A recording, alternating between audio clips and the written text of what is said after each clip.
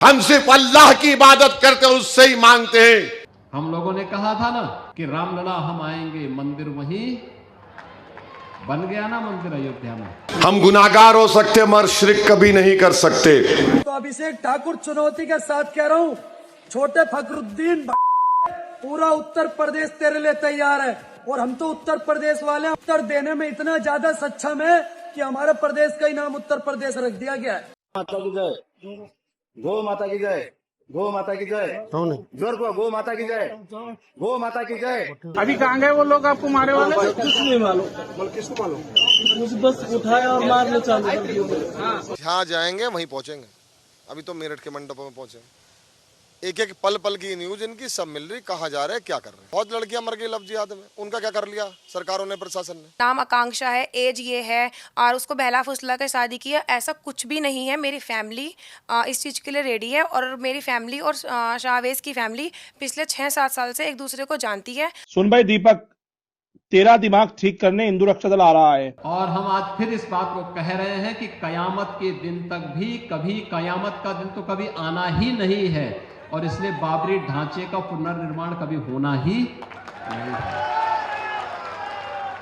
मुझे नहीं समझ आता हिंदू जागेगा कब। उनकी एक जुम्मे की नमाज पे इससे 4 गुना ज्यादा भीड़ खड़ी हो जाती है, तुम लोग घर से नहीं निकलते।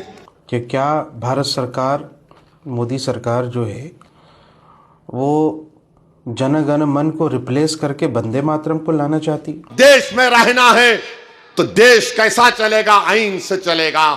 हर सुबह नई, लेकिन कहानी वही, नफ़रत का बढ़ता कारोबार और सवालों में घेरे में देश का ज़मीर। हर दिन सूरज निकलता है, हर दिन एक नई सुबह होती है, लेकिन क्या देश की हवा बदल रही है या हर सुबह के साथ एक नई नफ़रत जन्म ले रही है?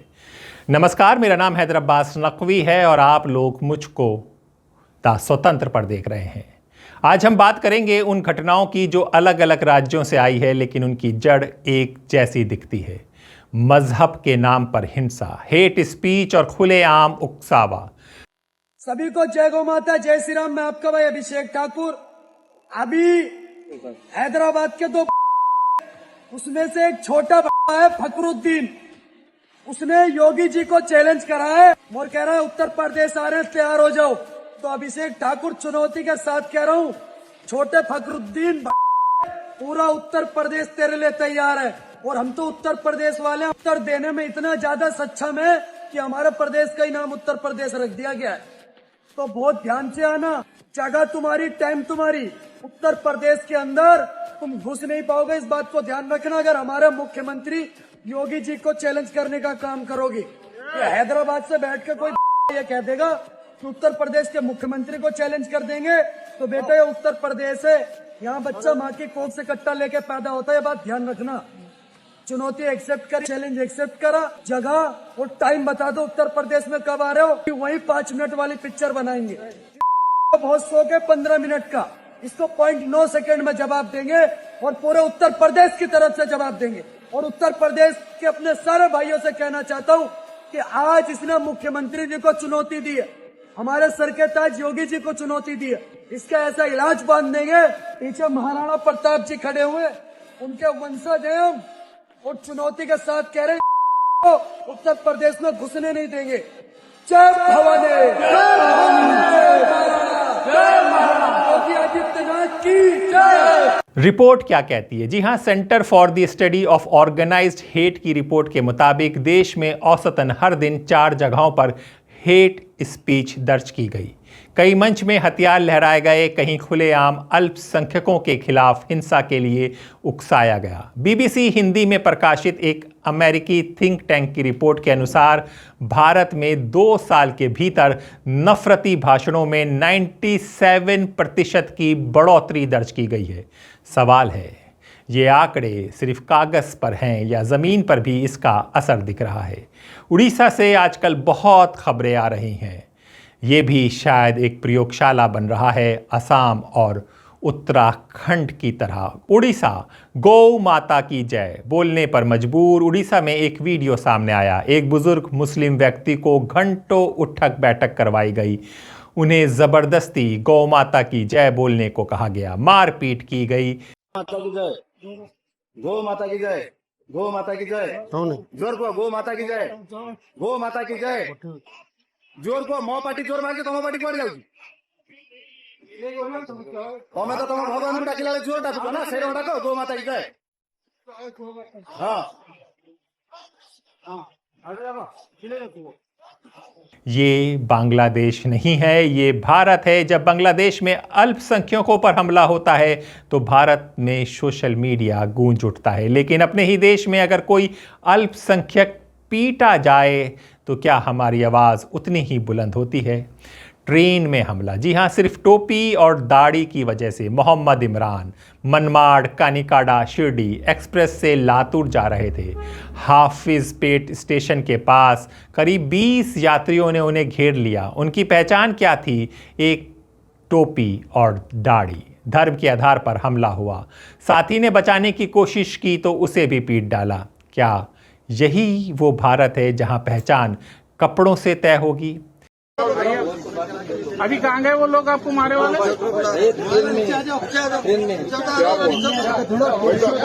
मारे वाले क्या हुआ? मुझे कुछ नहीं मालूम। किसको मालूम? मुझे बस उठाया और मारने चालू कर दिया। दोनों थे। अभी आप आगे जा रहे हैं साहब?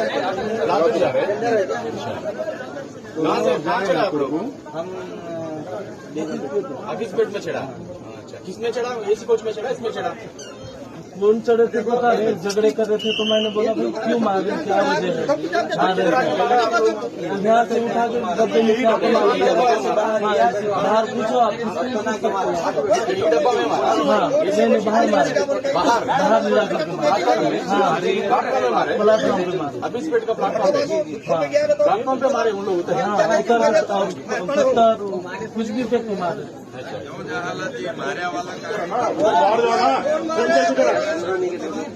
कितना आदमी थे?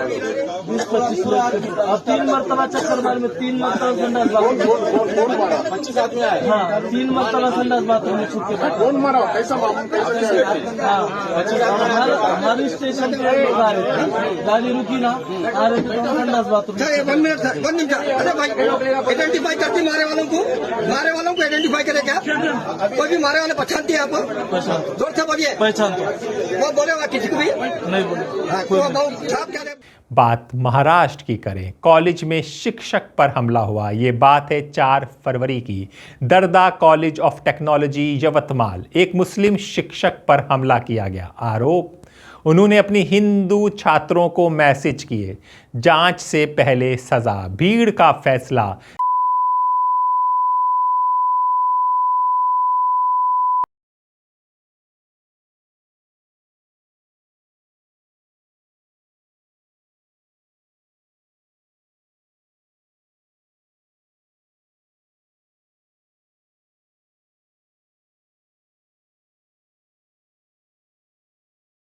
जब कानून से पहले भीड़ फैसला सुनाने लगे तो लोकतंत्र कमजोर होता है। मेरठ की बात करें, दिल्ली से 70 किलोमीटर दूर शादी को लव जिहाद का नाम दे दिया गया। जहाँ जाएंगे वहीं पहुंचेंगे। अभी तो मेरठ के मंडपों में पहुंचे। एक एक पल पल की न्यूज इनकी सब मिल रही, कहाँ जा रहे हैं, क्या कर रहे हैं। लव जिहाद तो आप कह रहे हो ना, लेकिन उनका जो लव अफेयर है, बहुत लड़कियां मर गई लव जिहाद में। उनका क्या कर लिया सरकारों ने, प्रशासन ने? हम बच्चियों को हम देते, इन्हें पूछते रहें, देते रहेंगे। एक भी लड़की जो हमारी नजर में रहेगी उसे जाने नहीं देंगे। मतलब उनको चेज भी करेंगे? हाँ बिल्कुल करेंगे, चेज भी। गुंडागर्दी हुई ना? अरे देखिए, आप इसे गुंडागर्दी कह लो, कुछ कह लो। अगर मेरी बच्ची होती तो अब तक उठा के इसे ना घर में बंद करता। पहले तो बच्ची तो मेरी घर में रहती, मैं इसे उठा के बंद करता। जो लड़का है उसकी बात, हाँ, उस लड़के को बंद करता पहले लाके। क्योंकि बच्ची कंट्रोल में, हमारे ही संस्कार कहीं ना कहीं ऐसे हैं जिन संस्कारों की वजह से, और कुछ संस्कार का कुछ ट्रेजेडी उन्हीं लोगों को टारगेट कर रहे हैं जिन लोगों के जो है बाप नहीं है, एक्सपर्ट डेथ हो गई, भाई नहीं है, तो एक सॉफ्ट कॉर्नर महिला का होता है। अच्छा, अभी आपने एप्लीकेशन दी है इनके चाचा ने, और चाचा ने थाने में भी दी है एप्लीकेशन। हम थाने में खड़े हैं, FIR वगैरह कराएंगे। और एडीएम सिटी को भी जो है, डीएम साहब को, मुख्यमंत्री जी के नाम एप्लीकेशन दी है डीएम साहब द्वारा। वेन्यू वालों को भी बताया है कि वो यहाँ कार्यक्रम होने दें या नहीं होने दें। वेन्यू वाले कैंसिल ही करेंगे, क्योंकि हम किसी भी कीमत पे कार्यक्रम होने नहीं देंगे, ना सगाई, ना शादी, ना रिसेप्शन, कुछ भी नहीं होगा। जी, आने वाली 13 फरवरी को शहबाज उर्फ साहिल और आकांक्षा की शादी होनी है, दोनों परिवार की सहमति से, लेकिन कुछ हिंदुत्ववादी नेताओं ने इसे लव जिहाद करार दे दिया। खुलेआम धमकी, मेरठ में शादी नहीं होने देंगे, दूसरे राज्य में करेंगे तो वहां जाकर रोकेंगे। आकांक्षा का साफ कहना है ये शादी उनकी मर्जी से हो रही है। तो सवाल, क्या दो बालिगों का फैसला भीड़ तय करेगी? सर मैं यही बोलना चाहूँगी कि कल से लोगों ने मेरे वेडिंग कार्ड को मेरे नेम लिख के जो मेरे को हाईलाइट कर रहे हैं कि नाम आकांक्षा है, एज ये है और उसको बहला फुसला के शादी की है, ऐसा कुछ भी नहीं है। मेरी फैमिली इस चीज़ के लिए रेडी है और मेरी फैमिली और शाहवेज़ की फैमिली पिछले 6-7 साल से एक दूसरे को जानती है। और जो लोग बोल रहे हैं कि उसने अपना नाम छुपा के मेरे से दोस्ती की, ऐसा कुछ भी नहीं है, क्योंकि मैं बौद्ध धर्म को मानने वाली हूँ और मेरी शादी भी बौद्ध रीति रिवाज के ही अकॉर्डिंग होने वाली थी। तो ये मेरा ही सजेशन था कि जब मैं शादी इस रिवाज से कर रही हूँ तो मैं उसका नाम अपने घर पर साहिल रखूँगी। ये निक नेम था उसका, ये नहीं है कि मुझे छुपाया गया था उसने ऐसा, क्योंकि उसका नाम शाहवेज़ है, मेरे को पता था उसका नाम शाहवेज़ है, मेरी पूरी फैमिली को पता है उसका नाम शाहवेज़ है। बट जो मिस्टर सचिन सिरोही, मिस्टर तरुण कंसल, मनीष लोहिया जैसे लोग जो मेरे को नाम लिख के हाईलाइट कर रहे हैं, अगर उनको अपनी हिंदू बेटी की इतनी ही चिंता होती ना तो वो लोग इस चीज़ को हाईलाइट नहीं करते, डायरेक्टली मेरे से आके बात करते, उस चीज़ को हाईलाइट नहीं करते। मैं एक बैंक में जॉब करती हूँ, अगर कल को मुझे मेरी फैमिली को डिप्रेशन में आके कुछ भी हो गया तो इस चीज़ के जिम्मेदार वो लोग होंगे जो सोशल मीडिया पर इसको शेयर कर रहे हैं, इसको पोस्ट कर रहे हैं डायरेक्टली। एक्चुअली सर क्या है, मेरे फादर की डेथ 2023 में हुई थी, तब से ही मेरे चाचा का ये कहना है कि आप अपनी प्रॉपर्टी हमें दे दीजिए। प्रॉपर्टी को लेके उनका हमसे बिल्कुल भी आना जाना नहीं है, हमारी बातचीतें बंद है, ना वो हमारे घर आते हैं ना ही हम उनके घर जाते हैं। इवन जो फंक्शंस हैं मैं ऑर्गेनाइज कर रही थी, उनको उस चीज़ के सब पता है, वो पूरा रेडी थे। इवन वो मेरे घर से खुद भी कार्ड्स लेकर गए हैं डिस्ट्रीब्यूट करने के लिए, वो सिर्फ ऐसा प्रॉपर्टी के चक्कर में आके कर रहे हैं। नहीं, मेरे चाचा से इस मुद्दे पर कोई बात नहीं, क्योंकि मैं उन लोगों से बात ही नहीं करती हूँ, मेरा आना जाना ही नहीं है। और अब बात उत्तराखंड की। जी हाँ, मोहम्मद दीपक की ज़मीन की, उत्तराखंड की खुलेआम धमकी। हिंदू रक्षक दल ने 12 फरवरी को कोटद्वार में दीपक और एक मुस्लिम युवक को पीटने की धमकी दी। यहां तक कहा कि पुलिस और सरकार दखल ना दे। जब ऐसी धमकियां सार्वजनिक हों और कार्रवाई ना हो तो कानून का डर खत्म नहीं होता क्या? जितनी भी समस्त इकाइयां, राष्ट्रीय अध्यक्ष पिंकी चौधरी जी हो, सुन भाई दीपक, तेरा दिमाग ठीक करने हिंदू रक्षा दल आ रहा है। और मेरी सभी सनातनी भाइयों से विनती है, कोई किसी बिना संगठन में बटे, कोई किसी बिना किसी चीज में बटे, कोटद्वार 3 बजे जहां पर इसका जिम था वहां पहुंचे। हिंदू रक्षा दल उत्तराखंड, हिंदू रक्षा दल उत्तर प्रदेश और जितनी भी इकाइयां हिंदू रक्षा दल की है, समस्त हिंदू रक्षा दल पहुंच रहा है। और मेरा उन वामपंथियों से और उन विधर्मियों से और उन उसके पक्षधारी कोई भी हो XYZ, उनसे भी ये आग्रह है कि जितना दम तुम में हो तुम लगाना 3 बजे कोटद्वार 12 तारीख बृहस्पतिवार को, और जितना दम हम में होगा हम लगाएंगे। हम सनातनियों की टोली लेके आएंगे, तुम जिहादियों की टोली लेके आना। देखते हैं जिहादी जीतेंगे कि सनातनी जीतेंगे, और जीत तो निश्चिंत हमारी है ही, जीतेंगे तो हम ही, क्योंकि इन मुल्ले कटवों से हम दबने वाले नहीं है। ये नए नए मुल्ला जो अल्लाह अल्लाह पुकार रहे हैं, इनका दिमाग ठीक करने का समय आ गया है। और मैं शासन और प्रशासन से भी ये बोलना चाहता हूं कि इस बार आप साइड हट जाइए और देखिए फिर हम इस दीपक का क्या इलाज करते हैं। इस बेटे का जो नया नया मुल्ला बड़ा है, इसका क्या इलाज हिंदू रक्षा दल करता है। आप सभी से मेरी विनती है, सनातनी भाई से किसी संगठन में ना बटे। आप सभी, मेरी रुद्रपुर की टीम से भी ये आग्रह है, रुद्रपुर की टीम है, कोटद्वार 3 बजे हिंदू रक्षा दल उत्तराखंड पहुंच रहा है। सभी पूरी ताकत के साथ वहां पहुंचिए और इस नए नए मुल्ला का दिमाग ठीक करने का काम करेगा हिंदू रक्षा दल उत्तराखंड। और मैं आपको बता देता हूं, इस बार तेरा पारा हिंदू रक्षा दल से पड़ा है, तुझे हिंदू रक्षा दल जवाब देगा और अवश्य देगा। बात बुलंदशहर की करें। वोट काटने की साजिश, एक तरफ पीटा जा रहा है, दूसरी तरफ जो वोट का अधिकार है मुसलमानों का वो भी धीरे धीरे क्या छीना जा रहा है। जी, लग तो ऐसे ही रहा है। बीजेपी कार्यकर्ताओं ने 17 मुस्लिम वोटरों के नाम कटवाने की आपत्ति दर्ज की। दावा ये लोग शिफ्ट हो गए हैं, लेकिन BPLO दीपिका बंसल की जांच में खुलासा, सभी वोटर गांव में मौजूद हैं। लोकतंत्र की बुनियाद वोट है, अगर वोट पर ही राजनीति होने लगे तो सवाल उठेंगे। मैं बादल यादव बोल रहा हूँ। ठीक हो? हाँ मोहाने वाला। ठीक हो? ये फार्म 7 आपने भरवा दिए, इतने सारे ये उपसाना करके कोई महिला है, उस पर आपका साइन है। दीपिका बंसल BLO लिख रही है भाग संख्या 40 जी, और वो सत्यापन उन्होंने कर भी लिया, वे सही पाए गए। तो ये क्यों दे दिए भाई आपने ऐसे? ये तो आप उसी गांव के व्यक्ति हो रहने वाले, आपको पता भी होगा। अब आपने जैसे फार्म 7 में भरवाया सलमा का, उसमें आपने लिख के दिया कि इसकी वोट कहीं और है, ठीक है जी। अब वो BLO लिख रही है उस पर। मैं बकौल BLO आपको बता रहा हूँ, जांच उपरांत ये सत्यापित किया जाता है कि उक्त मतदाता की किसी अन्य स्थान पर वोट नहीं, दावेदार का दावा गलत पाया गया। ये आपने सलमा का लिखा, ऐसे ही आपने रुखसार का लिखा। ये 17 है, तो इसी तरीके से। तो भैया एक बात तो बताओ, ऐसे कैसे काम चलेगा? अगर ये चीज़ें होंगी तो फिर तो कोई बचेगा ही ना। SIR का काम चल रहा था 6 तारीख तक, अब वो हो गया समाप्त। उस बीच में उन्होंने सत्यापन के लिए दिए था अपने पार्टी कार्यकर्ता। नहीं तो पार्टी ने आपकी ने सारे मुसलमानों की दे दिए।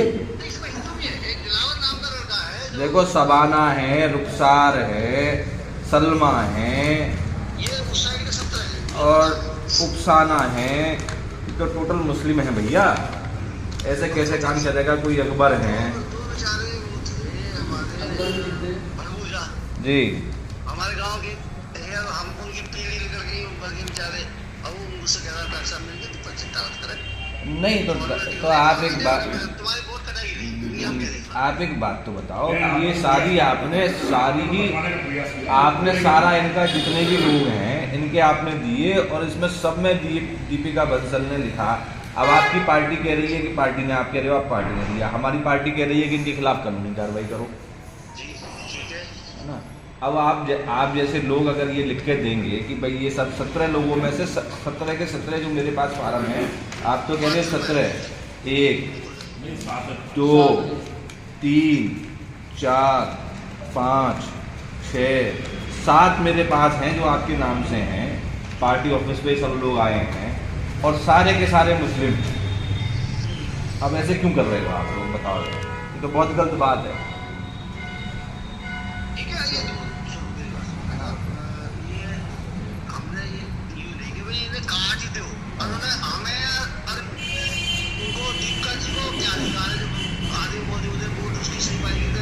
नहीं तो आप तो गांव के व्यक्ति हो, तो आपको भी तो सूचना सही देनी चाहिए। आप तो गांव में रहते हो, आपको गांव के एक व्यक्ति की पता होनी चाहिए।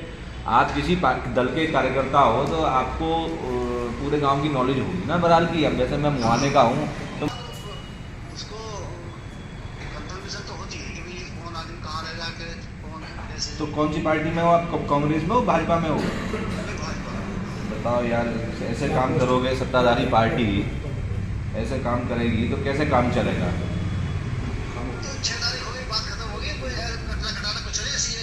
पर सवाल पूछेगा कौन? सबसे बड़ा सवाल आज का यही है। अब मेरठ की बात कर दें। पुलिस पर उगहाई का आरोप है। 2 सब इंस्पेक्टर पर आरोप है कि एक धागा व्यापारी से एनकाउंटर की धमकी देकर 20 लाख की वसूली की गई। एसएसपी ने FIR दर्ज कराई। तीनों टीमें गिरफ्तारी के लिए लगाई गई। दोनों दरोगा फरार हैं। जब कानून के रक्षक ही कटघरे में हों तो भरोसा किस पर टिका है? देखिए, कुछ दिन पूर्व मेरे प्रकरण ये संज्ञान में आया था कि एक धागा व्यापारी से कुछ लोगों ने अपने आप को पुलिसकर्मी बताते हुए कुछ अवैध रकम वसूली है। उन धागा व्यापारी को पुलिस अधीक्षक नगर द्वारा बुलाकर उनसे जब पूरे तथ्य लिए गए तो तथ्यों पर जो इलेक्ट्रॉनिक सर्विलांस की गई उसमें इन दोनों व्यक्तियों की पहचान थाना लोहिया नगर पर तैनात 2 उपनिरीक्षकों के रूप में हुई। जीरो टॉलरेंस टुवर्ड्स करप्शन की नीति पर चलते हुए इन दोनों उपनिरीक्षकों पर FIR पंजीकृत कराई जा रही है और जो थानाध्यक्ष लोहिया नगर हैं उनकी भूमिका की भी जाँच की जा रही है। इन दोनों उपनिरीक्षकों की गिरफ्तारी कराई जाएगी और समस्त जो कड़ी से कड़ी कार्रवाई है वो की जाएगी। धन्यवाद।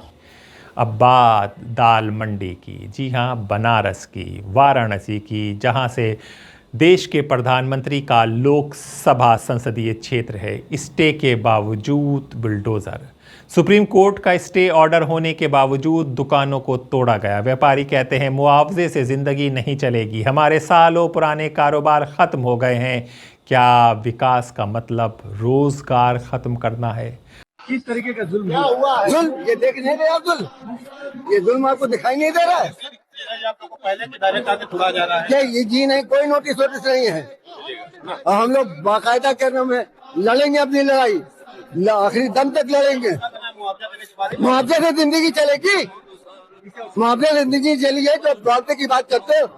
नवाब में खताना नहीं चला, पूरी हुकूमतें नहीं चली, अब मुआवजा दे हमारी जिंदगी चलेगी, रोजगार जीते कैसे लड़ाई लड़ेंगे? राजनीतिक बयान और सियासत, एक तरफ बयान कयामत तक बाबरी ढांचे को पुनर्निर्माण नहीं होगा, दूसरी तरफ बयान मंदिर और गाय।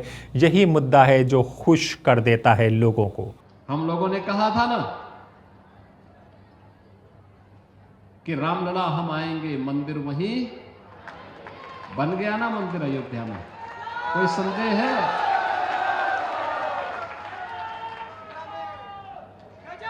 कोई संदेह है?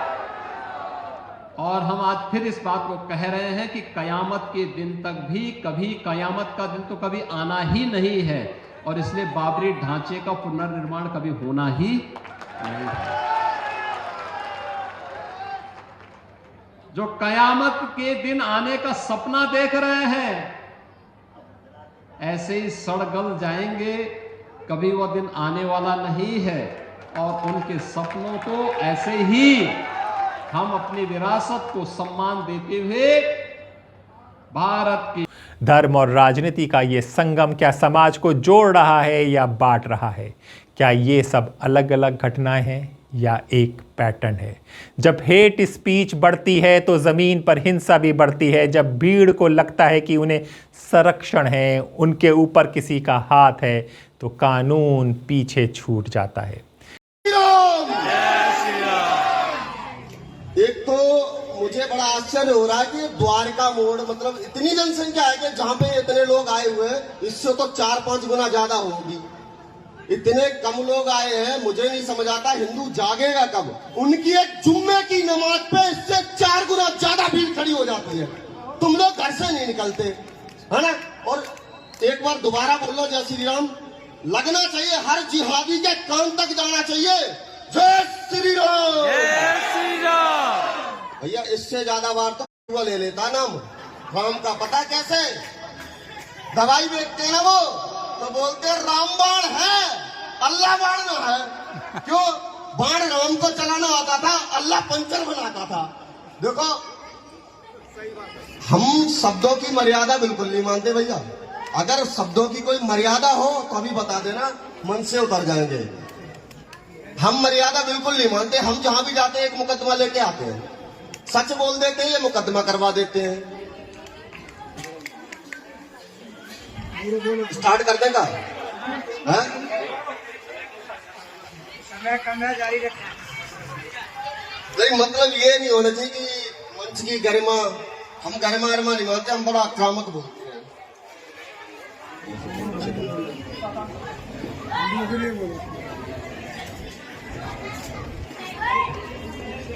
नहीं, हम सेकुलर की बात तो बिल्कुल नहीं करते। जैसे अभी सारे लोग बढ़िया बढ़िया बातें कर रहे हैं, अच्छा लग रहा। लेकिन भजन कीर्तन से ना तो हिंदू बचने वाला, ना हिंदुस्तान बचने वाला। हिंदुस्तान के पास सिर्फ 15 साल है ओनली। भारत की आयु 20 साल है। भारत का संविधान सबको बराबरी देता है। कानून की नज़र में हर नागरिक समान है, लेकिन अगर किसी की पहचान उसकी टोपी, उसकी दाढ़ी, उसका नाम उसे निशाना बना दें, तो हमें रुक कर सोचना होगा कि नफ़रत की राजनीतिक अल्पकालिक लाभ दे सकती है, लेकिन समाज को लंबे समय तक तोड़ देती है। और अब वंदे मातरम भी अनिवार्य हो गया है। अब देखिएगा, इसके चलते भी कई घटनाएं सोशल मीडिया पर वायरल होंगी। और मैं देख चुका हूं, भारत की पार्लियामेंट में भी है। वंदे मातरम के 150 साल पर नरेंद्र मोदी ने बहस लगाई। अभी जाकर पार्लियामेंट के वेबसाइट पर जितने मुस्लिम अराकीन पार्लियामेंट की तकरीर है उठाकर सुनना आप, तब आपको यकीन होगा कि दीवाना क्या कह रहा था हमसे। असदुद्दीन ओवैसी को अल्लाह ने तौफीक दी। ये एक दुआ है अहले दिल की, ये आप लोगों की नजर करम है। दुआ है मेरे मरहूम वालिद की, मेरी माँ की, कि हमको तरबियत दी गई कि कुछ भी हो जाओ, इस्लाम की बुनियाद तौहीद है। हम गुनाहगार हो सकते मगर शिरक कभी नहीं कर सकते। जब बहस हो रही थी वंदे मातरम के 150 साल पर, पूरी पार्लियामेंट को मैंने खड़े होकर बताया कि 24 जनवरी 1950 को हमने अपने आप को आइन दिया, और वो आइन शुरू होता अंग्रेजी के लफ्ज से, वी द पीपल। ये आइन शुरू नहीं होता भारत माता के नाम से। आइन में लिखा गया दफा 25 के तहत आपको मजहबी आजादी हासिल होगी। इस आइन का जो प्रियम्बल है, वो प्रियम्बल कहता है लिबर्टी, आजादी, इक्वालिटी, मसावात, जस्टिस, इंसाफ, फिटरनिटी, भाईचारगी। मैंने ऐवान में खड़े होकर बनाया कि जब संविधान आइन बनाने वालों ने इन 4 बातों का जिक्र किया, और मैंने पार्लियामेंट में खड़े होकर कहा कि जब ऐवान उस वक्त 1950 में किसी मेंबर ने कहा कि हम भारत माता, ये वंदे मातरम के ऊपर हो, वोट हुआ, हार गए। मैंने ये कहा कि अगर आप मजहबी इबादत को वतन से मोहब्बत से जोड़ेंगे तो फिर आप क्या जवाब देंगे बहादुर शाह जफर को, जिसने अपनी जान को कुर्बान कर दिया और जाकर उसका इंतकाल हुआ रंगून में, मौजूदा बर्मा में। आप क्या जवाब देंगे हैदराबाद के मौलवी अलाउद्दीन को, जिसने सुल्तान बाजार पर मक्का मस्जिद से खुतबा देकर मुसलमानों को लेकर गया और अंग्रेजों की रेसिडेंसी पर हमला हुआ? आप क्या जवाब देंगे उस मौलवी अलाउद्दीन को, जो काला पानी का पहला मुजरिम हैदराबाद तेलंगाना का बेटा था? आप क्या जवाब देंगे हुसैन अहमद मदनी को, मौलाना महमूदुल हसन को, जो माल्टा की जेल के सहन में 6 महीने थे? क्या जवाब देंगे आप यूसुफ मेहर अली को, जिसने गांधी से कहा था क्विट इंडिया का लफ्ज इस्तेमाल करो, जिसने कहा था गो बैक साइमन का नारा दिया था? अगर आप एक चीज को मजहब की जोड़कर कहेंगे मजहब ये वतन की मोहब्बत है, हमारे लिए काबिल कबूल नहीं है। मैंने पूछा उनसे, बताया उनको, सुनो मैं गयूर मुसलमान हूं और मेरा दीन मुझसे कहता है कि ला इलाहा इल्लल्लाह। मेरा दीन मुझसे कहता है इय्याका नाबुदु व इय्याका नस्तईन, हम सिर्फ अल्लाह की इबादत करते हैं, उससे ही मांगते हैं। मैं कैसे ये बताऊं कि तुम कैसे मुझसे मुतालबा करोगे? तो बीजेपी के लोग नारा लगाए कि देश में रहना है तो पढ़ना होगा। मैंने कहा यही तो बता रहा हूं, देश में रहना है तो देश कैसा चलेगा? आइन से चलेगा। मेरे अजीज दोस्तों और बुजुर्गों, असदुद्दीन ओवैसी ने खड़े होकर पार्लियामेंट में कहा, दूसरे मुस्लिम अराकीन पार्लियामेंट की तकरीर सुन लो आप, उनकी तकरीर सुन लो आप। मैंने कहा कि इस पर कोई कॉम्प्रोमाइज नहीं हो सकता तौहीद के ऊपर।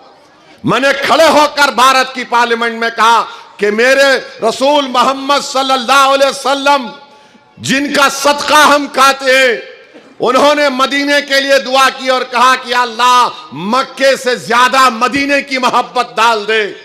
पार्लियामेंट में खड़े होकर तुम्हारा ये दीवाना खड़े होकर कहा कि मेरे रसूल सल्लल्लाहु अलैहि वसल्लम ने जो हदीस है, वतन की मोहब्बत मेरे दीन के बीच में हायल नहीं हो सकती, और मेरा दीन इजाजत देता है जमीन इस वतन से मोहब्बत की। दूसरों ने क्या कहा? ताथैया, डांस, इधर भी गिर रहे उधर भी गिर रहे, साफ तरीके से कोई बोल नहीं सका। तो इसलिए कह रहा हूं, ये शो बॉयज हैं, ये शो बॉयज हैं, इनका कोई काम नहीं। हमने देखा था जब फिल्मों में, सिनेमा हॉलों में जनगण मनगढ़ को अनिवार्य किया गया था, तो हमें कई वीडियो वायरल हुए थे जिसमें दिखाया गया था कि मुसलमान खड़े नहीं हो रहे हैं। तो क्या अब जो ये ऑर्डर आया है, इसके बाद तनाव और बढ़ जाएगा? सुनते हैं कि शुएब जमाई क्या कह रहे हैं। वंदे मातरम पर आप मुझसे सवाल पूछते हैं। सवाल सरकार से पूछना चाहिए कि क्या भारत सरकार, मोदी सरकार जो है वो जन गण मन को रिप्लेस करके वंदे मातरम को लाना चाहती है? सरकार की नीयत क्या है? क्यों अनिवार्य करना है आपको? जब हमारा राष्ट्रीय गान, नेशनल एंथम जन गण मन है, ऑलरेडी लोग उसको रेस्पेक्ट करते हैं, सलाम करते हैं, तो आप वंदे मातरम की अनिवार्यता क्यों ला रहे हैं? Why it is made compulsory? एक प्रोपेगेंडा, एक टूल, एक हथियार के तौर पर, ताकि नफरत फैलाया जा सके। क्यों? जन गण मन का विरोध आरएसएस ने किया था, साथियों, आपको याद हो, और ये शुरू से चाहते थे, क्योंकि वंदे मातरम में इनके एजेंडे के तहत जो है वो छंद लिखे हैं।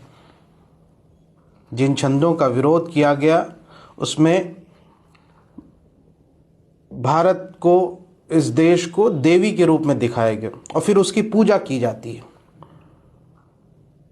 मुसलमान किसी की पूजा नहीं करता। मुसलमान अपनी माँ की इज्जत करता है, अपने माँ से मोहब्बत करता है, एहतराम करता है, लेकिन अपने माँ बाप की भी पूजा नहीं करता।